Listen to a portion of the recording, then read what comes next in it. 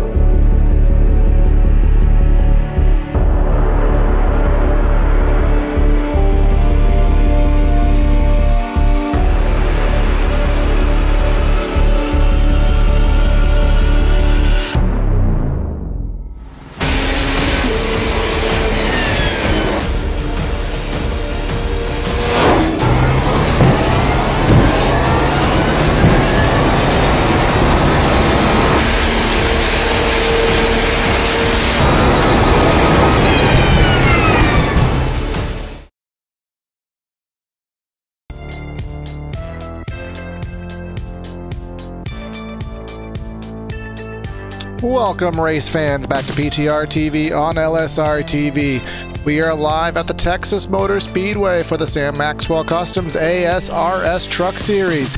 As we wind down the 2018 Truck Series campaign, 3 races left, 2 races left of the playoffs of the round of 8. We are here at Texas. We will be at ISM and then soon to be at Homestead to celebrate a champion, but they got to get through Texas first for 150 miles of action. It's the Sam Maxwell Customs 150.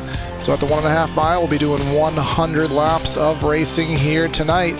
Giving you the calls is myself, Corey Silva. We got Evan Black in the booth, and of course Joe Chris helping us out behind the scenes, Evan. So the playoffs are coming to a close. We finished a very exciting race at Lucas Oil where we didn't have a playoff driver win, so there are still 4 open spots for these drivers to make it to Homestead. So it's definitely going to be exciting to watch them battle for them. Yeah, these drivers are going to be racing as hard as they can here tonight to try and, especially those playoff drivers are going to be racing as hard as they can to try and lock their ticket into Homestead here in a couple weeks. And drivers that don't feel so confident about trying to get the win, the playoff drivers especially, they're going to need to kind of just play it safe here, just have a good points run and try and point their way into Homestead. Yeah, the drivers that are still in contention right now for this championship: Jared Mogard and Mitch Brown, Jason Stewart, Devin Serra, Brian Yazik, Joseph Seville, Jared Haggerty, and Jordan Ashland. 8 of those drivers still ready, but we saw some drivers not in attendance last week that would be in contention. For example, Jordan Ashland, and I don't see him here today, so that's kind of another forfeit of that position. So it's almost a round of 7 with that automatic well, non-attendee, but we did see very big name driver Brian Yazik involved in a big incident last week, Evan, at Lucas Oil. Puts him back in the 5th position, 12 points behind, but 5 points behind the cutoff, so that's not too much behind. He could definitely make that up, but still some pressure for him to have a good run and not have to go into ISM having to come from a deficit. Yeah, and right now he's doing what he needs to. Looks like he's gonna start back there in the 3rd position. So he is doing what he needs to do as the guy he is racing, Jason Stewart. I'm trying to see where he is. He has not qualified, so he's going to be outside the top 19. So Stewart is going to have a long ways to go to try and catch up to Yazik. Yep, so there are going to be 22 trucks that I do see here registered for this event. So for those 100 laps, I mean, not too concerned about cautions. I do think this race is going to have a green flag vibe to it. Usually at Texas, we do see the field spread out. We can see some multi-groove action as the track does wear in and the tires go. These guys will be searching for some grip. Evan, what are some of the trouble spots? Texas is not as simple as it may look. There's definitely some parts of this track that will give these drivers a lot to drive through.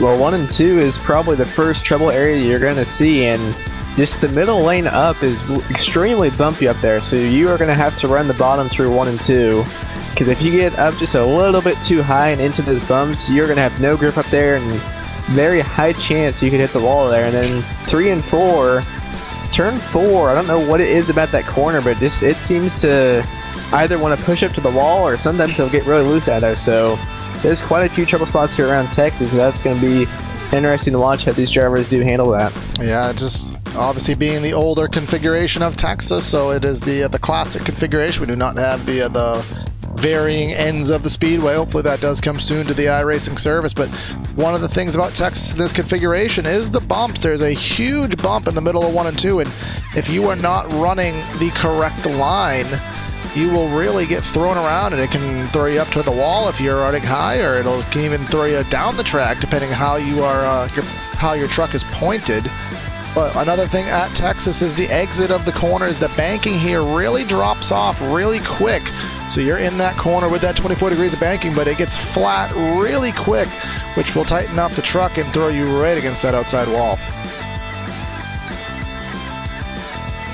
Yeah, actually these corners can be extremely tricky, and through turn 2, I think it's a little easier to manage, because if you stay right on that white line through turn 2, you'll be pretty safe. Turn 4, there really is no safe spot on the exit of that corner. Yeah, that turn 4 wall and then coming through the quad oval gets very tight. Drives a lot differently than a Charlotte would. Charlotte being it's same size, it just feels tighter and a lot less room to navigate. You have Atlanta, which is a lot wider, but eats up the tires and is a lot slicker. So Texas, its own set of challenges as the session is about to come to a conclusion, the qualifying server, as we are about to switch over to the race server, and we'll get these guys lined up on the grid. Want to thank everybody for tuning in to tonight's coverage on LSRTV of tonight's PTRTV presentation of the ASRS Sam Maxwell Customs Truck Series, as again, round of 8 has 2 races left, including tonight, and we will be celebrating a championship race in a couple weeks time. But these guys are ready for some racing here tonight in Fort Worth, so they are lining up on the grid. So let's bring it to you, the PTRTV on LSRTV starting lineup here tonight from Texas Motor Speedway. On the pole here tonight with a lap time of 29.377 seconds is Devin Serra. Congrats on for him on that lap. Sam Maxwell outside of the front row. Brian Yazik rolling off P3. Mitch Brown in 4th. Then Tyler Seville and Troy Haight 5th and 6th. 7th and 8th. Roll. Oh, yeah, I know. I totally screwed you up there, Evan. I have no idea. 7th and 8th is Brad Cross and Dylan Hickey. No, go ahead, Evan. And rolling off in 9th, we had the 41 of Tim Knott. His outside will be the 77 of Alex Giese. In 11th, we have the number 8 of Jay Graves Jr. And 12th, the 42 of Jim Foose. Then Michael Krobik, Robbie Baskins, David Hudson, and Jared Haggerty, the top 16. And then rounding out the field is John Kennedy, Steve Buhala, Andy Veltman, Jared Mogard in 20th, and then we have Jason Stewart, Pete Baskins rounding out the field. You'd think after doing hundreds of these broadcasts I'd know how we do our grid, but apparently I forgot. But we are rolling here on the quad oval, heading into corner number 1 here at Texas. Very quickly we'll let you know the weather conditions here tonight. It is 65 in the air, 72 on the track, so there's a lot of grip, and as you can tell by the sky, it is, well, actually, is this late afternoon, Evan? I want to say it's late afternoon. Yes, it is. Yeah, I never can differentiate between that and morning. They do look very similar, but either way, it does provide extra grip, so these guys will be very appreciative of that. The fuel load, I would imagine to be between 50 and 60 laps, but I think tires are going to get these guys to pit roads sooner than that is, so we'll watch that if it does go green. But we're coming through 3 and 4, getting ready to get 100 laps of action underway. Devin Serra looking for his free pass to Homestead with some playoff drivers right behind him. We got Brian Yazik, we have Mitch Brown, and then Jared Mogard will have a ways to go, so let's watch it together and see how it all unfolds. Pace car is in, waiting for the 20 to get onto the loud pedal. And there it is. We are racing in Fort Worth. Devin Serra got about 2 truck length lead over that 98 of Maxwell already as they get ready to go down into turns number 1 and 2. Brian Yazik underneath the 98 of Maxwell now. About a truck length in between those two out of turn 2 now. Let's see if Yazik can clear down the backstretch. Not going to be able to as Maxwell is hanging right on his quarter panel down into turn 3. See if Yazik can make that bottom lane work. Yeah, the bottom I expect to work. Look at Maxwell sailing it off in there in that second group. He's got some grip up there. It surprises me. Usually early in the race, the bottom is the competitive lane, but so far Maxwell is actually keeping his momentum built up there, holding Yazik off, and all the while letting Serra pull off into the distance. Here through 1 and 2 is where Maxwell's going to have to watch out for those bumps. As you can see on the exit, he gets a little bit tight, but he did a really nice job there through the bumps, running that higher lane, and he actually is going to clear Yazik down into turn 3. It's a really nice job there by Maxwell to use that outside lane. Yeah, and I wonder if it was the outside lane prevailing, or I wonder if maybe Yazik decided to not battle and fall back in line for the time being, so he will fall into the clutches of it appears to be Mitch Brown in the 4th position. Remember, Mitch Brown, another playoff driver. So these guys, again, they get their win tonight. They get that free pass. They completely will have no worries heading into ISM Phoenix Raceway next week. So obviously that is a big thing to have on the stakes for tonight, but everyone appears to be single file right around the bottom of this 1.5 mile speedway. That's what's going to happen in these trucks with how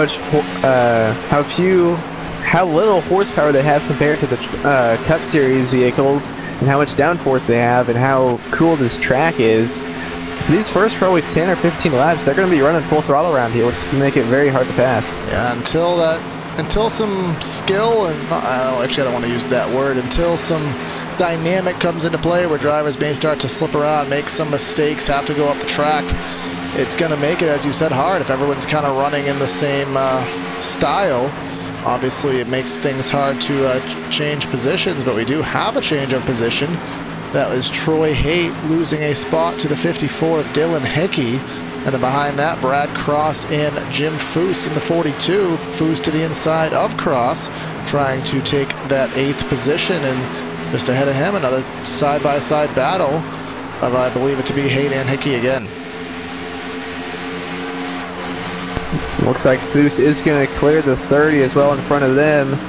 Haight is going to clear the 54 of Hickey, so those spots are kind of singling out. But now Jim Foose trying to get by that 54 of Dylan Hickey down the backstretch as they get ready to go down into turn number 3 and 4. Jim Foose down on that inside lane, and not going to be able to clear him quite yet, but he's got a really good run through 3 and 4, and we'll clear him now. Further up, there is a battle going on. Yazik to the inside of Brown.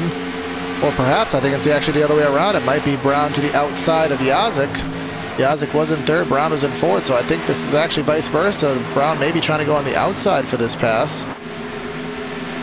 As you can see from the distance, the gaggle of trucks racing very hard behind them. I think 2-3 wide racing in the back as Yazik will prevail and retain the 3rd position. We'll go back and watch that racing later in the field. You can see Foose did get around Hickey, but Up on the top of the racetrack is Tim Knott, not where you want to be, no pun intended. And Jared Mogard, remember he started back in the early 20s, already knocking on the door. Actually, he's in the top 10.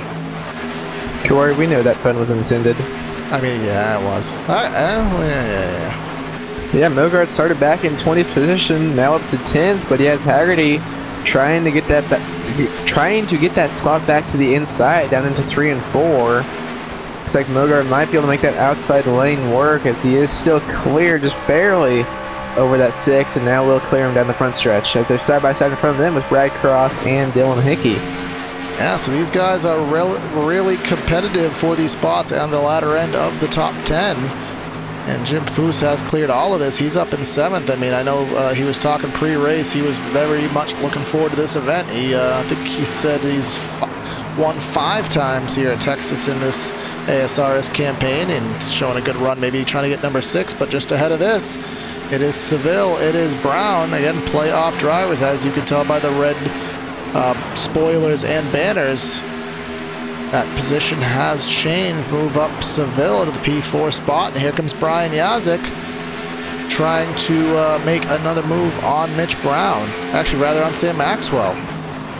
Looks like Yazik might have been saving his tires a little bit there, because he ran about a 10th quicker than Devin Serra. So maybe he wasn't running full throttle there, just lifting a little bit to try and save those tires, and he was passing Maxwell there and still ran about almost a full 10th quicker than Devin Serra. Yeah, we know that about Brian Yazik. He is not one to shoot out of a cannon. He's going to be the one that is methodical and gets himself through the field and saves his stuff for the long runs. And actually, Evan, I don't know if you'll remember this, but has Yazik ever driven a Chevy? I do not believe so. Yeah, so yeah, that is a new thing. Maybe a new manufacturer on that machine, so maybe that'll bring some luck here at Texas. The gap was down to about 4/10. Now it's back up to about half a second. Last time they were essentially running identical laps, so we will see if that is the case. I have seen in the past that Serra is one to shoot out of a cannon, as I kind of made up that saying, and a lot of times as we see Yazik close in later in the run, so we'll see if that is indeed the case, or if Serra is just, he's preserving that lead, as Mogard trying to get underneath Foose for the 7th position. They are still going crazy for these spots at the latter end of the top 10. Jim Foose not giving a whole lot of room there to Mogard, but Mogard is still going to clear out of turn 2, and Dylan Hickey trying to come with him down on the inside underneath that 42 of Jim Foose down into turns number 3 and 4. Looks like Hickey is going to clear. Cross. Now Brad Cross underneath the 42 with the big dive there into turn 3. Yeah, Cross saw the opportunity and he tried filling that gap in. And who's that UPS truck trying to go 3 wide to the top of the racetrack above Foose? I think that's David Hudson. Yes, it is. Hudson trying to get aggressive, but has to settle down for the time being, and the opportunity is not there. And Cross still looking to the inside. Across to the inside of the 75, trying to bring Haggerty along with him, but still looking up front, Evan. It does look like that battle is not over, as Tyler Seville is now trying to close in on Sam Maxwell. So Seville was able to get by Brown. Brown has fallen back and is starting to lose the tail end of these leaders. But it does look like Seville may have something to contend with tonight.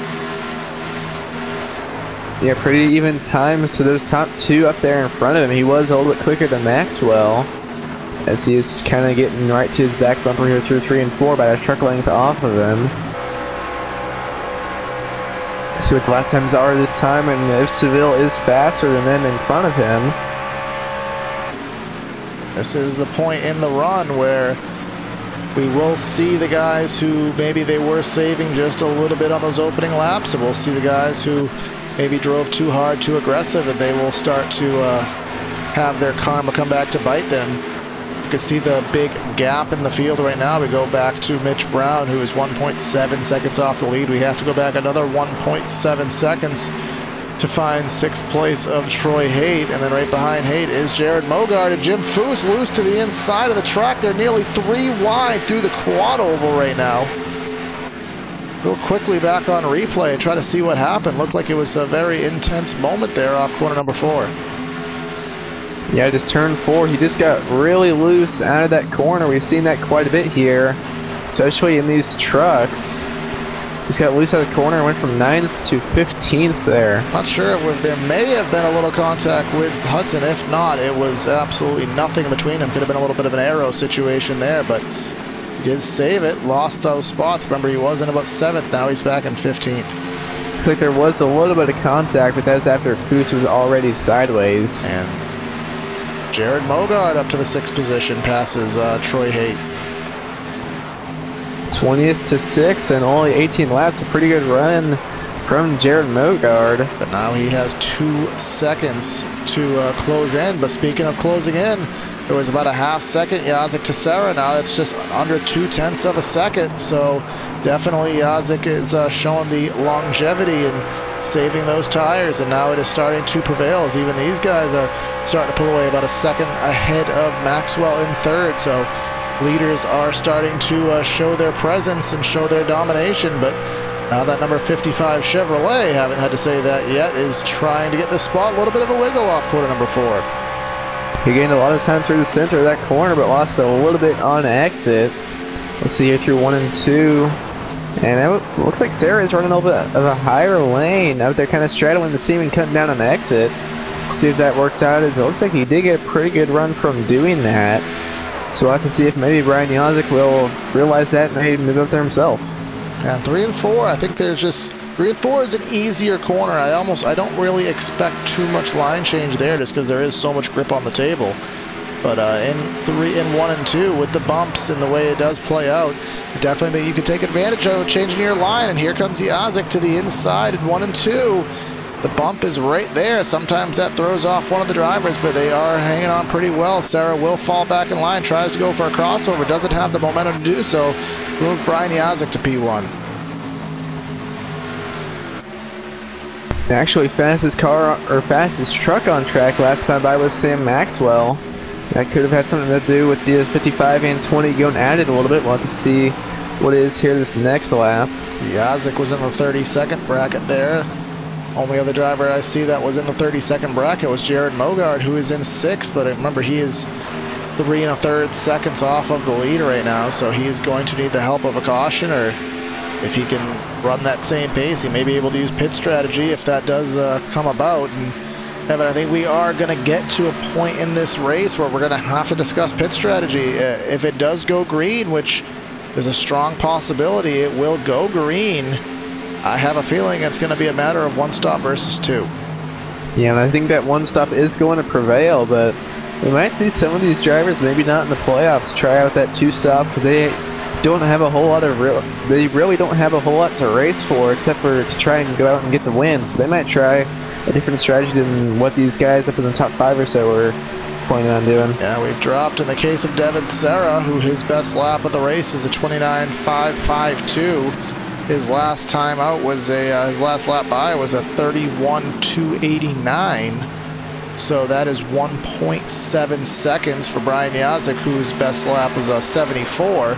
He ran about the same lap, so he was about a 1.5 seconds. So moral of the story, there is a pretty big tire disparity, tire drop-off here at Texas, and still every lap out there, it's only going to get worse and worse, making those new tires that much more important.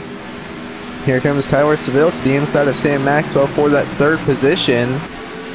Seville has been running some pretty quick laps these last few times around. Coming through 1 and 2 now underneath that 98 of Maxwell, and it looks like he might be able to clear him here out of turn 2. Yes, he will. Not enough to shut the door. So Maxwell did get a good run out of turn 2 and down the backstretch. See here as they go down into turn 3, if Seville can make that inside lane work.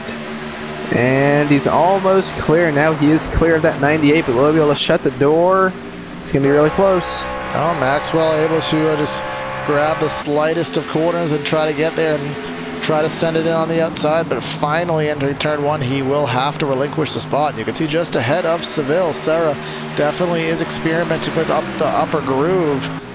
Maybe the top of the first seam rather. He is trying to run that 20 machine, as he has lost about a 1/2 second off of the back bumper of Yazik. So see Serra really loose out of turn 4. He was really fighting the wheel on that truck. Yeah, kind of the pushing loose syndrome. You burn up the right front so much driving it hard that you're putting so much wheel into it to try to get it to steer, and once it finally does decide to steer and turn on you, you're turned so hard to the left that you actually break loose on corner exit.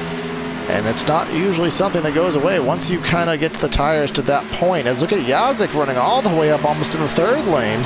Once you do burn the tires off, Evan, you really can't recover them. They kind of are just done until you have to pit and get new ones. And we'll probably start seeing some pit stops probably right around now if they're going to do the 2-stop, probably between now and 5 laps from now for the 2-stop, and about another 20 laps if they're going to do the 1-stop.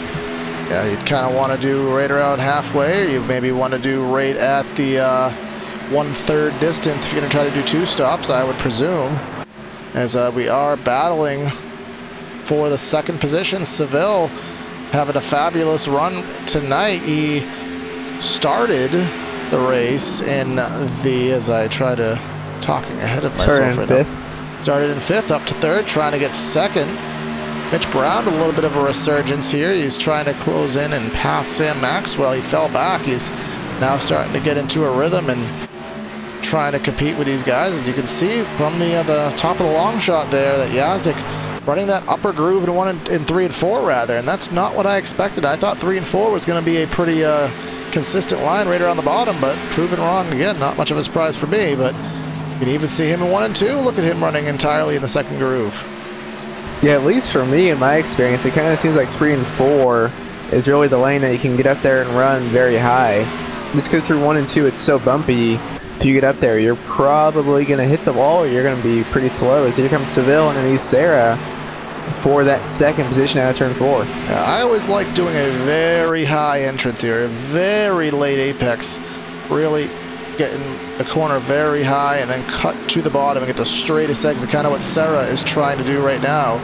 But you have to make that big cut. He didn't get the kind of cut I think I would try to go for, but that may just be because of the tire wear at this point in the run, as these guys are now 1 1/4 seconds off of your leader, and definitely Sarah is holding these guys up. I think Seville may have something for Yazik right now as he's trying his hardest to get by, but that number 20 is just playing enough defense now to make it very difficult.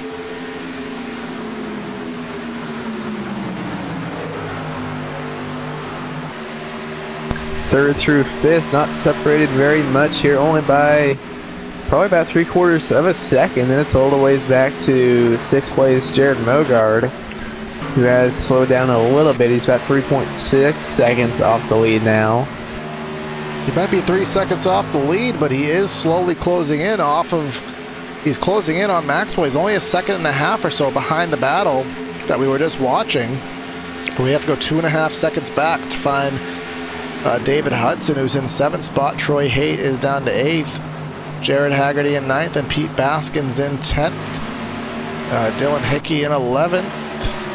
Excuse me, and Jim Foose running in 12th. Remember, Foose was running very good earlier, has dropped back, but they're still all the way at the end of the field, about 16th through 20th. They are still running under a blanket as well, so racing all over the speedway, but up front, battle for position once again, Sarah and Brown.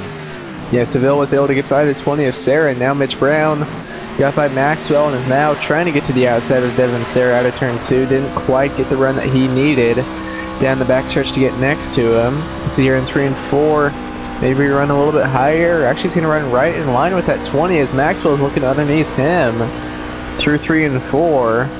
And pretty even runs by all those drivers. It looks like Mitch Brown may have got a bit of a better run. Yeah, he has closed in very slightly on the 20, and you can see how high they are moving on the track, trying to get completely out of the darkened pavement all the way to a clean racetrack, trying to find that grip. It's more of a matter of track heat here on iRacing. The hotter the track gets, the less heat, the less grip rather that it does provide. So where these guys are not running, can provide better grip and faster lap times. So that's why you see these guys moving all around. But Sarah to the top of the track now, and Brad will try to make the inside work here in 1 and 2. Looks like he will clear for that position. And look at Yazik. He was all the way in the 3rd groove at the apex in 1 and 2 before he cut down for the exit. Yeah, that is the highest we have seen anyone here tonight, I do believe. You can see how high of an entry he had into 3. cuts all the way down off corner number 4 to the far bottom of the track. That's a very good line. Definitely, I did not expect with these weather conditions that these guys would be moving around. It is good to see, but definitely catches me off guard. Last time by, Tyler Seville was about 0.09 of a second quicker than Yazik. See a 4:42 to a 3:52. So yeah, just under 1/10 of a second gap at 1 1/4 seconds.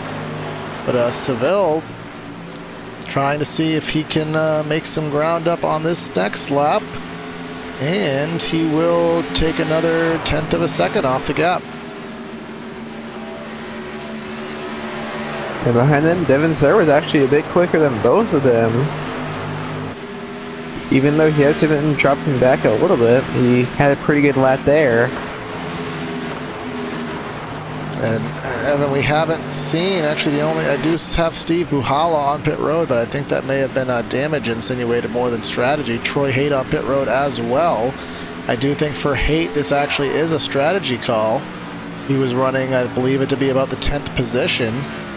So I don't think that's going to bring any leaders on pit road, but it does bring actually Dylan Hickey as well. And Jim Foose to pit road on lap 39 coming to lap 40, Evan. This is, I don't know, it's kind of a little late for a 2-stop strategy, but it's definitely early for a 1-stop strategy, I do believe. Yeah, I'll be interested to see it. I'm assuming they're still going to try and do that 2-stop strategy. I don't even know if they'd be able to go to the end from here. If they can, it's going to be right on the money, I do believe. Usually we don't see trucks go 60 laps, but I mean, it is possible. If they are going to do a 2-stop race, I'd expect them coming around lap 70, but I don't think anybody wants to be out there for 60 laps, even if they do have the fuel to do so. But Seville definitely is making some slow but steady progress into the deficit that he does have on Brian Yazik. Yeah, the gap is now under 1 second. Right around that 0.8 of a second mark.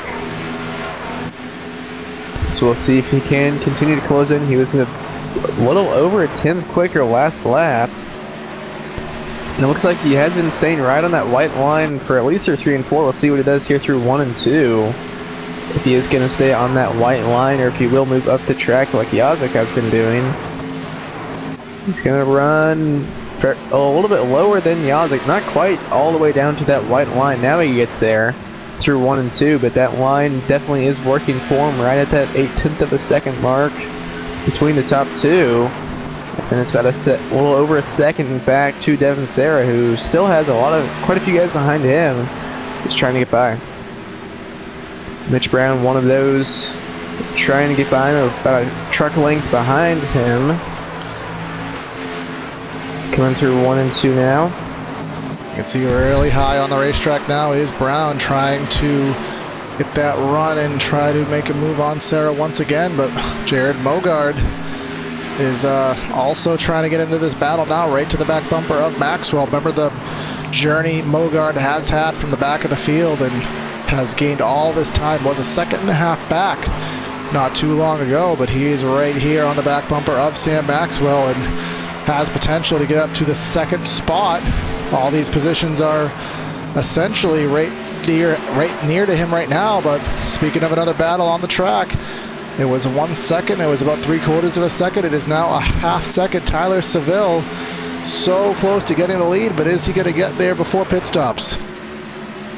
It's going to be really close. If they are doing that 1 stop, they're probably going to be coming down pit road here in about 5 laps. So Seville is going to try and get by Yazik before those pit stops, but I don't know if he's going to be able to. And for him, I mean, he is faster on the long run, but the run will have completely eclipsed out. He is just now getting to where he needs this truck to be. But he's going to need to tweak his driving style. Obviously, fix setups. He can't adjust the setup to account for it, but he's going to have to do something in the driving style. He's going to have to push a little bit harder because what he's doing is definitely working, but he's not going to have enough time to make the most of it. Gap now under 3.5 of a second. About 5 laps until they do come to pit road, we would think. Just behind them, here comes 20. Well, actually, I believe he already got around him. Mitch Brown, rather. Sorry, caught the end of the battle there. Brown did get around Sarah, and now that lines up Mogard, who did get around Sam Maxwell to try to get into, it will be the third spot if he's able, the fourth spot rather, if he's able to get by Sarah. Looks like they're getting pretty close to being side by side for the lead. A little less than a half a truck length between the top two. Down into turns number 1 and 2, and Seville's going to take a look underneath and not going to be able to get to the quarter panel. Sorry to cut you off, Evan. Battle for the lead. Seville has gotten there, and now he is side by side, and Yazik is not going down without a fight. He has what I believe to be the preferred line at the top of the speedway right now. That'll definitely hinder the 11 on his corner exit. He won't be able to hold that momentum down there, but who will get it at the stripe? It'll still be the 55. Seville will fall back in line. Going down into turns number 1 and 2 once again. Seville taking a look underneath, going to get to his door through the center of 1 and 2, but probably not going to be able to stay there on exit. Actually, pretty good run there. Almost able to stay on his quarter panel, but going to have to drop back in line here. Still staying down to the inside through 3 and 4. And he might be able to get him here. It's going to be kind of close as Yazik is coming down a little bit off of the turn number 4, try and pinch him down a little bit down the front stretch. And just behind this, Evan, I mean, I'm trying to watch two battles at the same time. I was almost watching the battle from the rear bumper of Yazik on the camera. They were 2 by 2 behind him, going for second. Sarah to the inside of Brown. Mogard trying to find a way through, but they're still going side by side for the lead. Great action here at Texas as the run comes to a close, and this is going to be the start of the halfway lap. And any lap now, we expect these guys to dive off onto pit road. Will anybody in the top 6 or 7 pit? They will not. Looks like Maxwell already has come down pit road. Yes, he has. He is jacking up the left side right now and ready to get back on the speedway. Jared Haggerty from 7th comes to pit road. But Seville not able to get there yet. Slower car, I believe it's Alex Giese trying to get one of his 2 laps back. He has already pitted. Gonna have to be careful to get around these leaders. Remember, he has these fresh tires. He's gonna take it 3 wide to the top. Does Giese on those fresh tires. And this may be, let's see, does Seville get it at the stripe? Yes, he does. He will take the lead here, and that is the halfway lap. Looks like Mogard is on pit road now, so I'd expect to see these top 2 come down any lap now. I say if you're Brian Yazik, you pit this lap. Just lost the lead, so just come down pit road. Yeah, it doesn't look like, based on his line, that he's planning on doing so. He's up at the top of the racetrack now. Seville not showing any intent either. But Mogard may be able to take this to his advantage. We are 2 seconds off of our beginning pace, so every lap that Mogard is on the troll, every lap that Mogard is able to use on those fresh tires while the leaders are still out there on old tires, that's going to be a time chopped off of the interval. Devin Sarah did come down pit road that time as well. Is Seville going to pit this time? Looks like he's going to stay out, him and Yazik as well, and it looks like Mitch Brown is coming down pit road. Looks like, I mean, these leaders they're hurting themselves, but they're trying to shorten their last run. They're trying to have the freshest tires they can have on the run to the end, but in doing so, they may actually cause themselves to lose some spots and have to pass some people. Looks like Seville may come this lap. He's running very low. Will he come pit road? No, he will not. Yazik both stay out. All right, now I'm genuinely confused right now. I'm just worried right now about where are they going to shake back out in the grand scheme of things, trying to see the highest running driver. I want to say it may have been Sam Maxwell, actually, as we are waiting for everything to shuffle through, of drivers who've already pitted that were up front. I want to say Sam Maxwell is the highest running driver.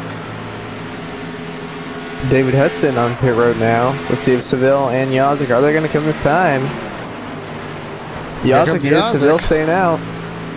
Yazik spins it. Brian Yazik spins it entering pit road. A catastrophic mistake for a chase driver. And since he is off the track, that is not going to bring out a caution. He gets it turned around pretty quickly, but he's going to lose a lot of time there. Brian, that just cost him any chance at the win. May have even cost him a top 10. Maybe not. Maybe unless there's a caution. Unless there is a caution. And is Seville out of fuel right now? He is really slow. That is the slowest pit entry I've seen out of anybody up front. Maybe he was just being overly cautious, but yeah, he does have fuel in the tank, but that was a very cautious pit entry. He could have just saw Yazik behind him spin out of pit road and knows that's really his main competition speed-wise. So now, where is Yazik going to shake back out in the grand scheme of things? He's on the track now. Remember the blend line of iRacing has implemented on the back straightaway. There it is, and he's back to 12th. Mitch Brown ahead of him in 11th is just now coming off corner number 4 as Yazik is in the center, so probably lost about, I'd say, 8 seconds in that.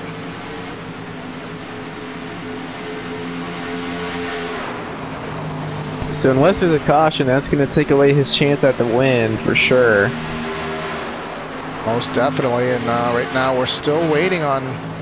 Actually, we have 3 drivers on the alternate strategy. We have Pete Baskins, Troy Haight, and Dylan Hickey. They all pitted prior. Remember, they pitted around lap 40 or so.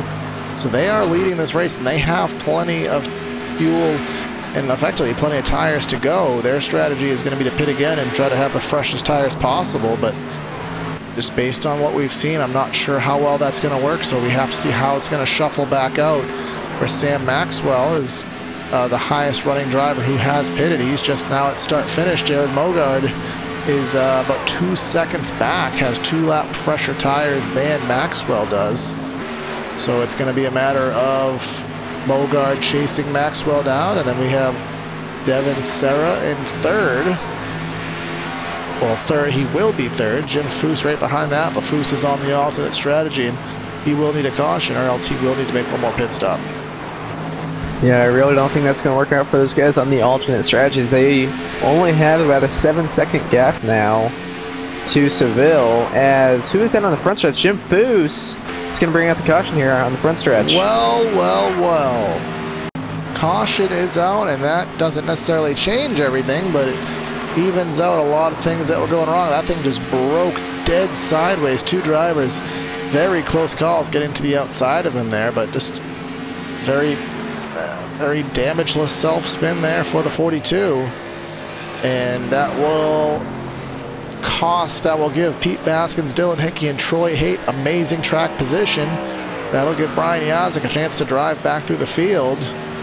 And it's going to give everybody a clean, fresh set of tires to finish this race out on.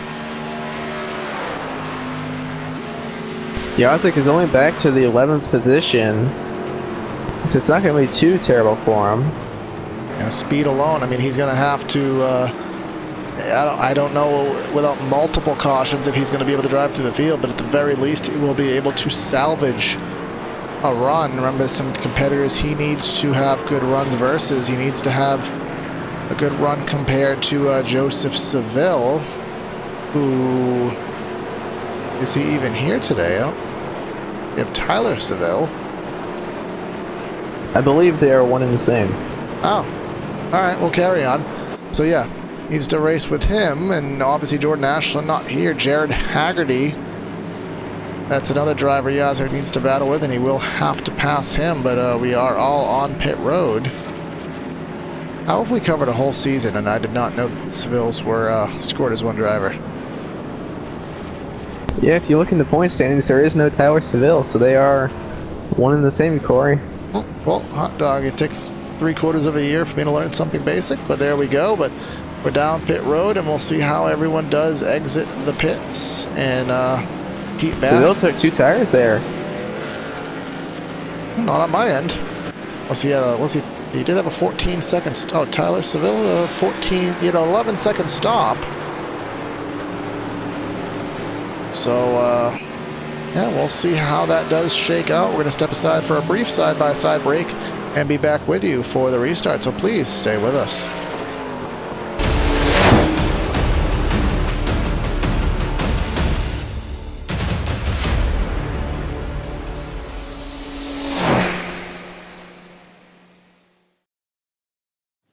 So cool, yeah. Nate, what are you working on at the moment? So I'm working on the animation for the game. We're working on getting pit crews fully developed, and that involves a lot of moving parts. So I'm going in and making sure that each moving part can dovetail smoothly into the next one, so that when you pull in for a pit stop, it looks like the real thing, as opposed to a bunch of jumbled pieces that suddenly stop and then go and stuff like that. Yeah, that's so cool, but why ain't you working on the time model? Nothing?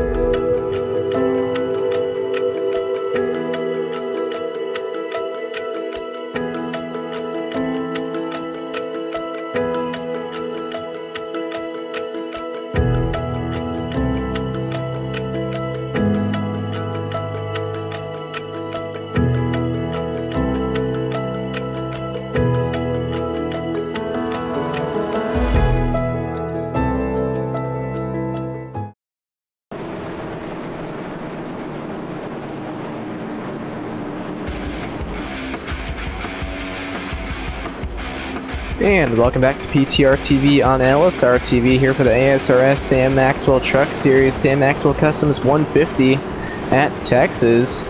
Here in the round of 8 with only 2 races left in the round of, or actually only 1 race left in the round of 8 after tonight. Coming through 3 and 4, getting ready to take the green. Pete Baskins will be leading, and Tyler Seville on 2 tires on his outside. Yeah, Jim Foose caused a caution there by spinning out, which has erased all the strategies and gotten everyone bunched up on a fresh set of tires to finish this race out. So it'll be very interesting to race out these last 36 laps. How will it go? Pace car is in, waiting for Baskins to get this race back underway, and there we go. We're back racing here at Texas. Baskins getting a pretty good jump over the 11 of Seville. It's going to be side by side with the 28 of Troy Haight down into turns number 1 and 2. Seville up in the outside lane, not going to work out for him quite yet. Troy Haight on the bottom, looks like he might be able to clear down the backstretch. It's going to be really close, not clear enough to slide in front of him down into 3 and 4.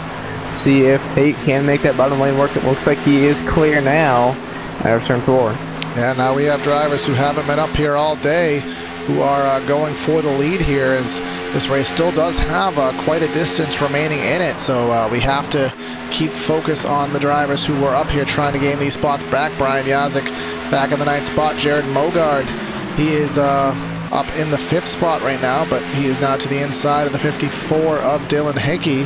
Devin Serra back up to the 4th spot. Tyler Seville, remember how fast he was at the end of that first run. He is in 3rd, and looks like he may be up for the lead any minute now. Seville is on those 2 tires. I wonder if that is going to hurt him any.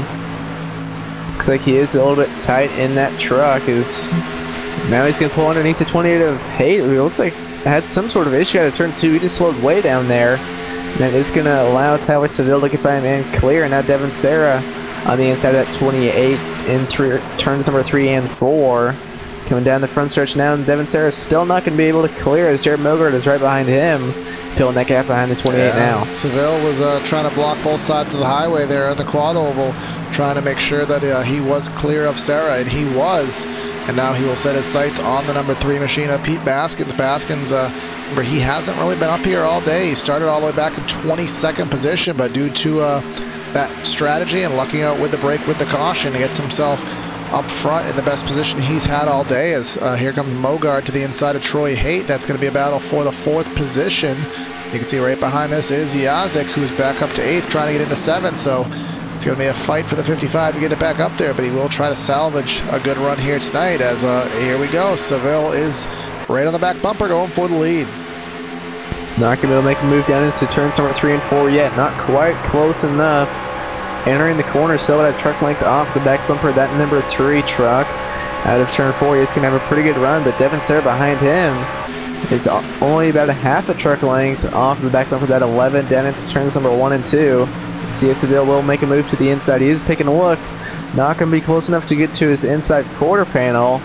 Out of turn 2, he has a good run though. Yes, he does. He has that look to the inside. I wonder if those 2 tires maybe toning that truck in.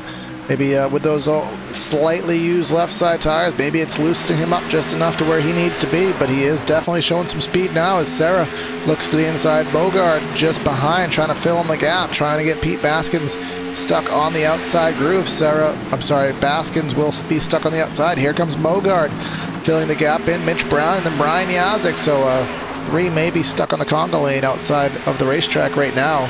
Still trying to battle, trying to cut down in front of Mogard, can't quite do so. Baskins still up there in that middle lane through 3 and 4. Might be able to get in behind Mogard. No, Mitch Brown is going to fill that gap there. So Pete Baskins went from the lead to 4th in just a few laps here, just being stuck in that outside lane. Yeah, but the outside lane is going to be where you want to be. In about maybe 10 or so laps, just with these fresher tires, you just want to be right down on the bottom while the grip is still there. But we saw how high these guys were driving as the tires wore out. You could see, well, 3's really try to test that high line to see if it works, but there's just too much grip available for it to work now. And we'll tell you that Devin Serra is within 2 car lengths, truck lengths rather, of Seville trying to take that lead back. But still has some work to do, and Jared Mogard hasn't been up front all day, but he is now in a position where he may be able to steal one. Devin Serra and Jared Mogard both have those 2 fresher left side tires than Tyler Seville. So I wonder if that could end up being a factor here, especially here another 10 or 15 laps, once those tires get even more worn out. Nearly 75% through this race, closing in on the final quarter of this race as we close in on lap number 73, but take lap number 74. So at this point, if we do have a caution, it's going to be pretty much just a shootout to the end.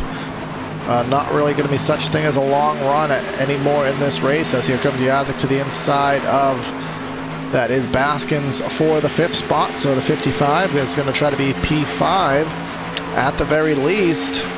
Top 4 are separated by about 3/4 of a second. So there is a good battle up front, especially if those leaders start to battling. Could bring a lot of these guys that are maybe dropped off a little bit further into the mix and maybe have a huge battle for the lead. Looks like Devin Serra is definitely faster than Seville. Pretty even lap times last time though. But Serra is kind of stuck behind the 11 for the moment. Going through 1 and 2 here. Serra going to try and close in, but Seville is actually pulling away. Actually on corner exit, Serra's gaining all of it back and then some. He's got a really good run down the backstretch here. Might be able to take a look into 3 and 4. Not going to be close enough, or will he? Just cannot quite get to his quarter panel, but once again getting a really good run on corner exit. And remember the vital aspect of this race, as Serra is looking to the inside, is that number 11 going to have enough on the outside to fight? And here comes Jared Mogard trying to fill in the gap. You can see the 11 struggling over the bumps. That's going to lose him the lead and maybe lose him second, as Mogard has taken advantage of the situation. He's going to try to send it off into 3 and clear, but the 11 is going to try to fight on the outside with that momentum, but it's not going to be there. So first to third in 1 lap is that number 11. Now Mogard sets his sights on Serra. Mogard did start back in that 20th position, now up to 2nd. So we will have to see if he can close in on Serra and get by him.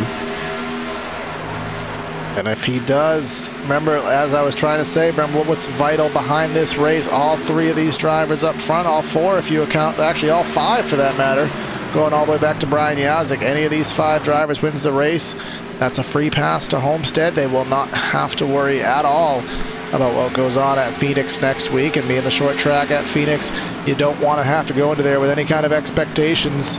So all these drivers, I mean, we saw in the Monster Energy Cup race, people will do whatever they need to do for that insurance. So whether that carries over into the sim side of things is to be determined.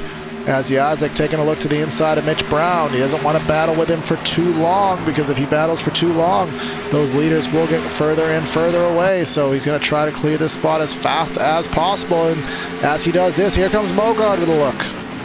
Mogard underneath that 20 of Devin Sarah for the lead down into turns number 1 and 2. Out of turn 2 now, coming down the back straightaway. Mogard has a slight advantage, but now Sarah, using that outside lane, has to run down the backstretch.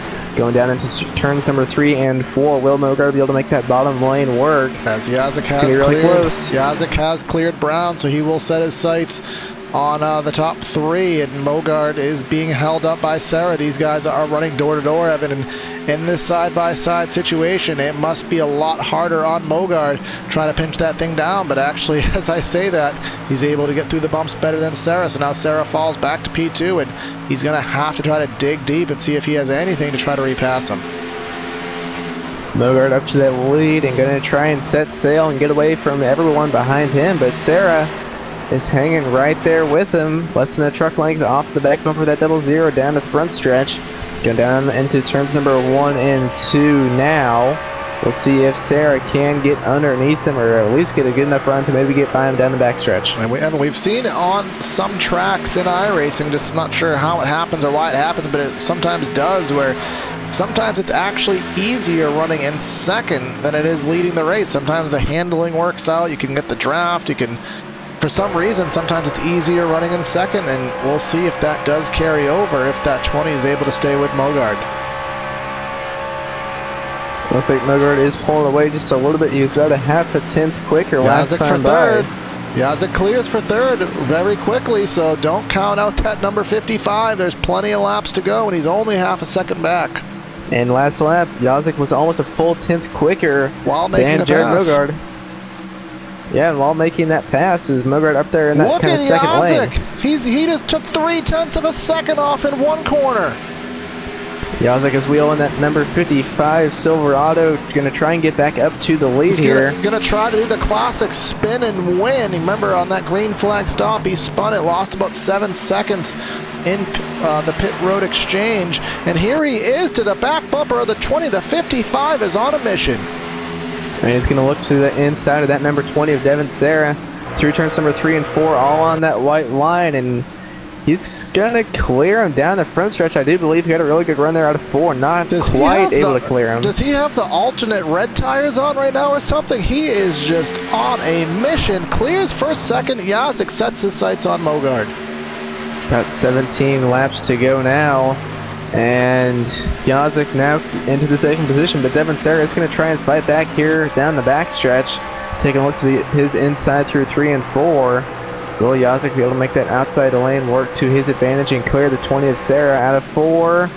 And yeah, Yazik is going to clear for second once again, and look at the run he has on Mogard. Remember, on that first run of the race, before the spin, before the pit stops, the only competitor that Yazik had on the long run was Tyler Seville, and Seville, with that 2-tire call, he is well back there. You can see he is about in the fifth spot rather at the moment.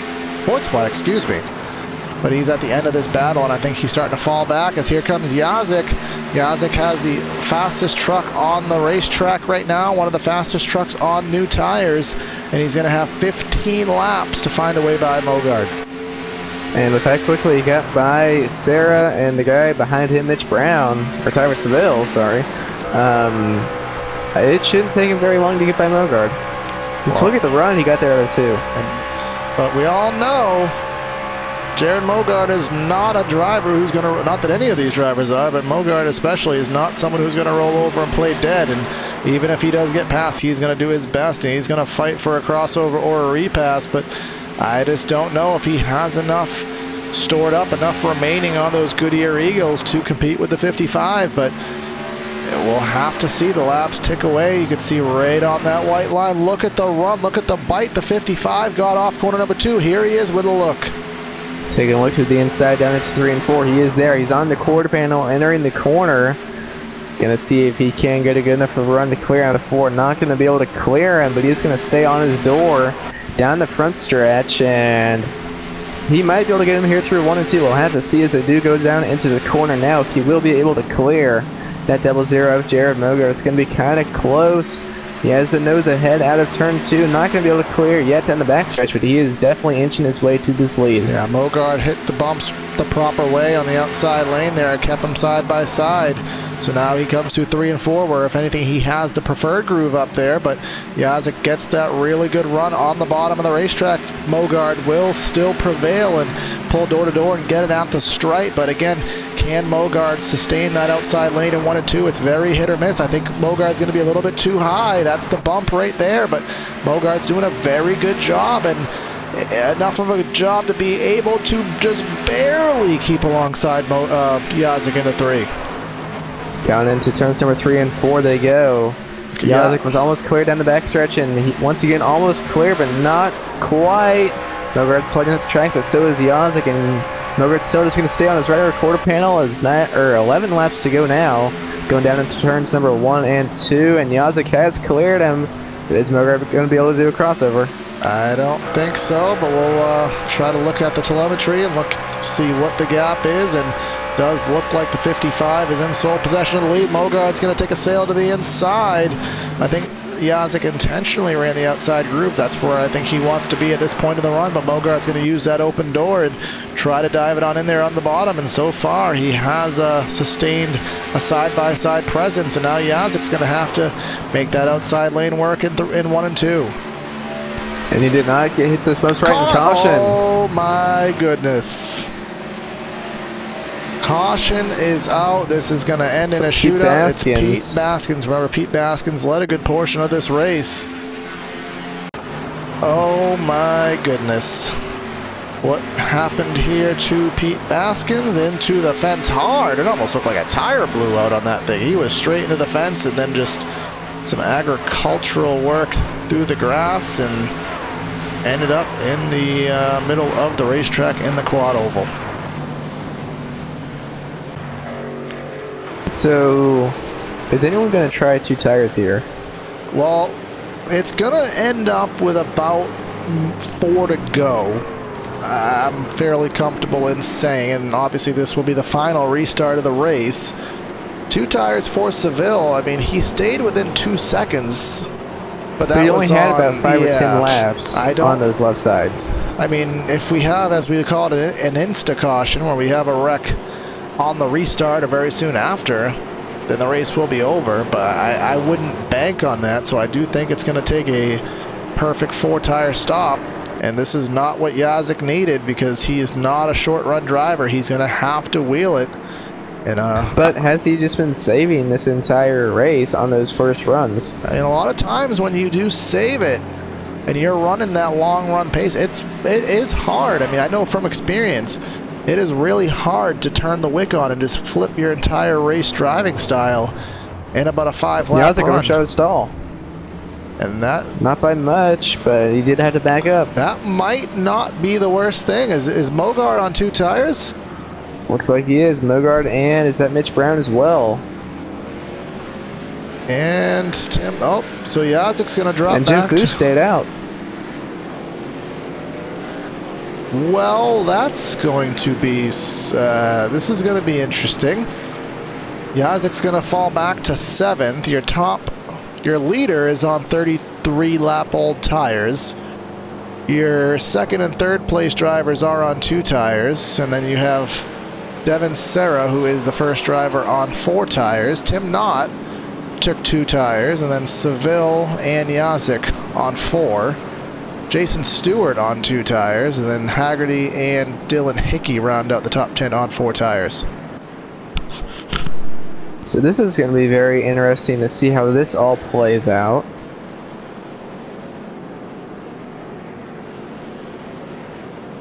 I think if you're the 42, I mean, as I said, I know he was very excited about tonight's race. He has a very good record here in the past at Texas. I think he's going for the win, obviously, and I think he is kind of going for the, I hope that there's an immediate caution.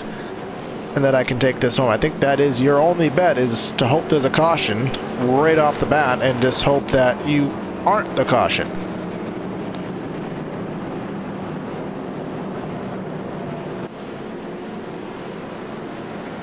Evan may not agree with me. Yeah, I agree. Joe was just talking to me, so I wasn't paying too much attention. Rip. Yeah, it's the first time I said rip on air. And if you're Mogard, you don't know what 2 tires is going to do. And if you're Mogard and you're Mitch Brown for that matter, you don't know what 2 tires are going to do on this long of a run. You also don't know how much wheel spin you're going to get, and you also don't know how much wheel spin the 42 is going to get. As I don't think Jim Foose realizes how much wheel spin he may or may not get. And then if that makes you Devin Sarah in 4th, you pray to the gods. And if you're Tim Knott in 5th, again, you're on the wheel spin debate. And then it's just 6th. It's really the 3rd row of Seville, and then even going back to Yazik, the only drivers that are really completely going to be comfortable and have maybe enough reaction time to avoid what could be carnage. But for all we know, there might not be carnage. I mean, this could just be a clean, hectic run to the finish. That's kind of what I want to see. So we'll see if our wish is granted here, as we will have 5 laps to go to end this at Texas. Going to be very interesting to see how this restart and final 5 laps does end up going. And if there is a caution at any point in this run, that will end the race. So these drivers are going to be racing as hard as they can to try and get as many spots as they can, because they know they're not going to have another opportunity at a restart here. No, they will not. And again, we have 35 lap old tires up front. We have 2 tires, 2nd and 3rd. We have 4 tires, mainly scattered throughout the field. So anything can happen on this final restart, and I very much think that it will, as pace car will pull off into the safety of pit road for the final time tonight, and Jim Foose in the 42 is going to get this race back underway. And that number 42, he's on the gas with minimal wheel spin. We're back green flag racing. Also, so far so good. Foose with a little over a truck length lead down into turn number 1 and 2. We'll see how much those guys behind him do gain, as Mitch Brown already cleared the 0-0, and he has a good run on Jim Foose. Coming down the backstretch with Devin Sarah behind him. Devin Sarah trying to get underneath Mitch Brown now, trying to go in between the two of them. Not going to be able to, as Jim Foose sliding up the track. He's going to be 3 wide here. Mogard to the top. Mogard all the way to the top. He's going to get to the outside of Brown in the process. What a move. Mogard and Brown side by side for the lead with only 4 laps to go down into turns number 1 and 2. Both of these drivers on 2 tires. Seville has 4 fresh ones. Jim Foose going around in 1 and 2. And that's going to end the race. And Brad Cross still wrecking after the fact, so it looked like it was all going to play out there, but just not quite. We'll see what indeed did cause that wreck. It was the 41 of Tim Knott getting into the back of Foose in the center of 1 and 2. Just 2 of them wrecking by themselves, and then subsequently after that, Brad Cross, not sure how he went around, but he did go around off somebody's back bumper. We'll try to take a quick look at that. As he crossed in that bright orange truck, he got clipped by David Hudson in the process, and it will give the race to Mitch Brown, who has led all but 2 laps, and the only laps he has led have been these laps of caution. But I mean, that's all that matters. He's going to take that number 18 truck, and he is going to get a free pass to Miami, Homestead Miami Speedway for championship night in about 2 weeks' time. And this is going to be his first win of the season. So Yeah. it's a good time to get that first win of the season. Yeah, but what better way than to do it in the playoffs is to get that first win. This is when it matters. This can give him momentum, and I mean, what this does for Evan is it gives him the opportunity, literally not to necessarily ignore next week, but to pretty much just learn the conditions that Homestead's going to be under, and just he can exclusively practice with absolutely no worries. And this is going to be really close on the bubble for Brian Yazik and Devin Sarah, because the guys that they are racing around is Tyler Seville and Jason Stewart, and they are in between those 2 drivers. So they're not going to gain or lose too many points. Yeah, and again, I mean, we talked about him a lot. I can't say much more about Brian Yazik. He won and lost this race about 4 times tonight, it seemed like. But all in all, he does salvage a 4th, which he's definitely going to be disappointed with that. But, I mean, to recover the way he did is pretty reputable. We do have Tim Knott, the 41, trying to run these last 2 pace laps with an expired engine, seeing if it will get him about another 1 3/4 miles.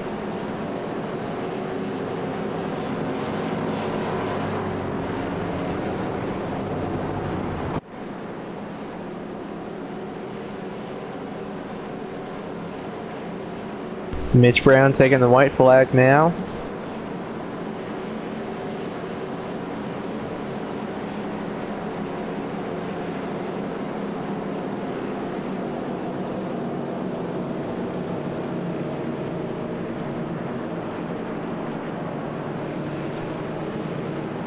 Mitch Brown takes the white flag here at Texas under pacing conditions as we exit corner number 2 and on to the back straightaway for the final time in tonight's race. Again, a very clean race.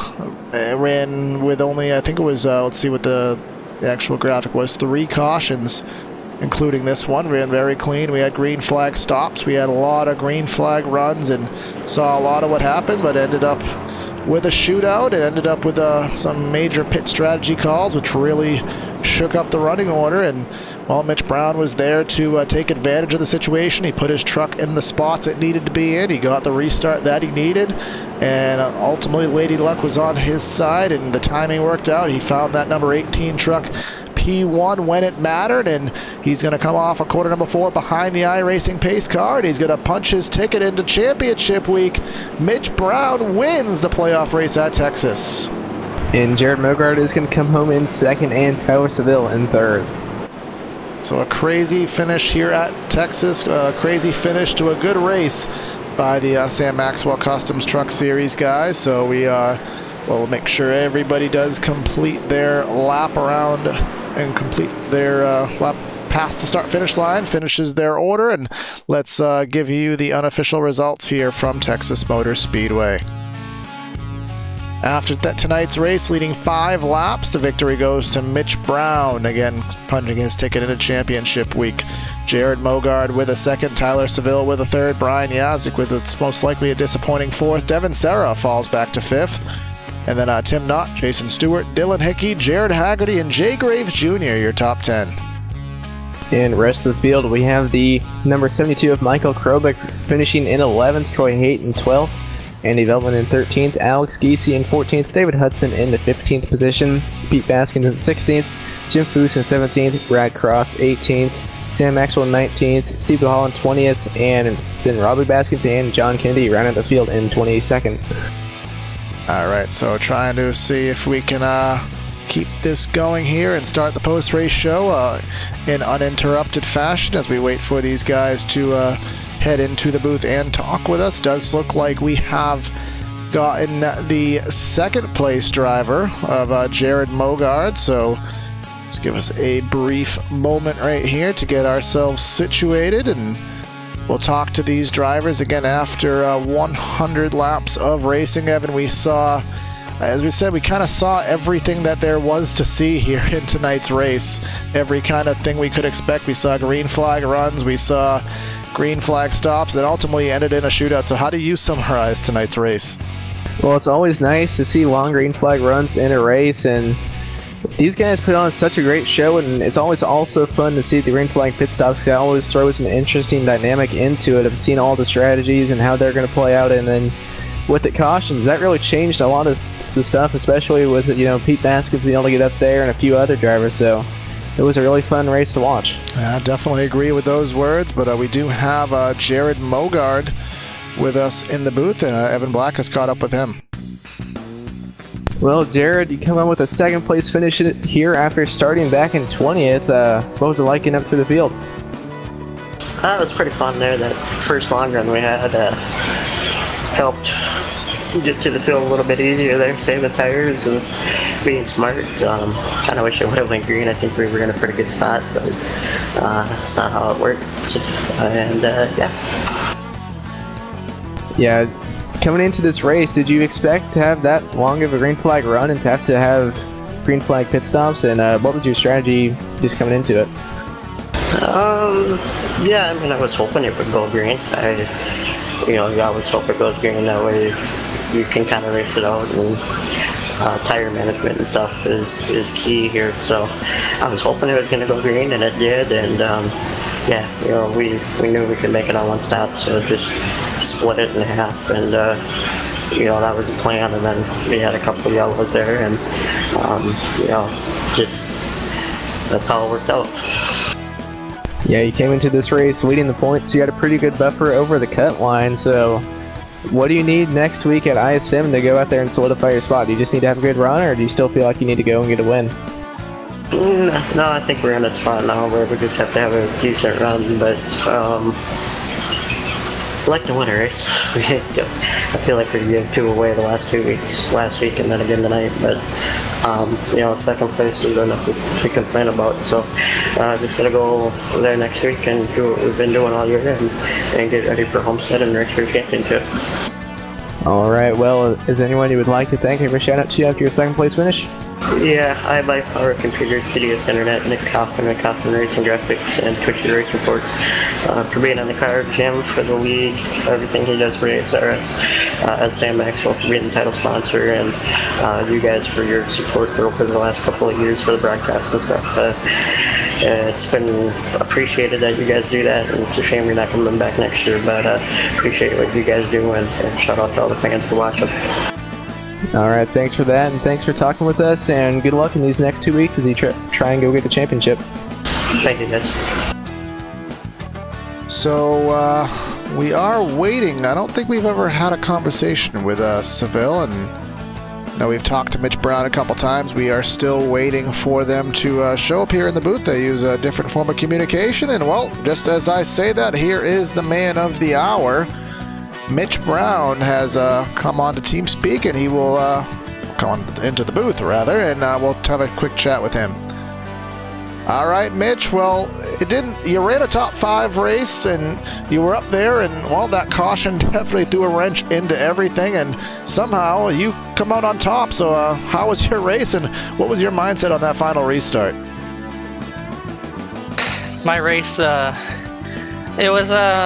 kind of, I don't know, I just couldn't figure out what to do on the long run. I just was losing so much time on the long run. I tried the bottom, I tried going up top, and I couldn't get any ground, and I just kept on getting passed. That last caution, I honestly thought about taking 4 tires, but I got to give a call to my teammate Jared Haggerty for convincing me to take 2 tires, because that was the winning call of the race right there. I figured Jim was gonna slide up into 3 on the restart, but